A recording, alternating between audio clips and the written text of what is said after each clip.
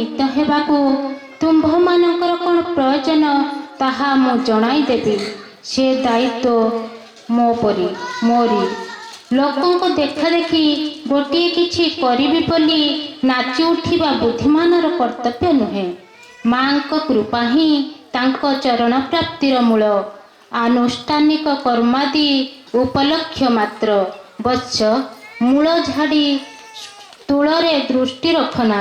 ଯେଉଁ କାର୍ଯ୍ୟ ଦେଇଛି ତାହା ହିଁ ଯଥେଷ୍ଟ।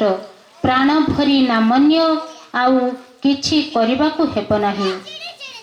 ପ୍ରକୃତ ଦକ୍ଷିଣା ଶିଷ୍ୟର ଦେହ ମନ ପ୍ରାଣ।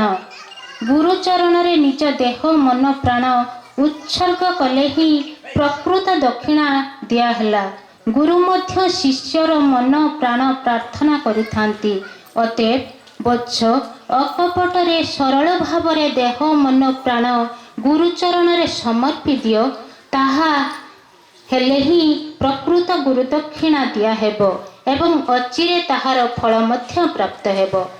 ତୁମ୍ଭମାନଙ୍କର ଚିନ୍ତା କ'ଣ? ମୋ ନିକଟକୁ ସତ୍ୟ ସମ୍ବାଦ ଶୁଣିଅଛ। ସତ୍ୟକୁ ଆଶ୍ରୟ କର, ସତ୍ୟ ଉପରେ ନିର୍ଭର କର, ସତ୍ୟ ଲାଭ କରି କୃତାର୍ଥ ହେବ। ଜୟ ଗୁରୁ, ଜୟ ଗୁରୁ, ଜୟ ଗୁରୁ।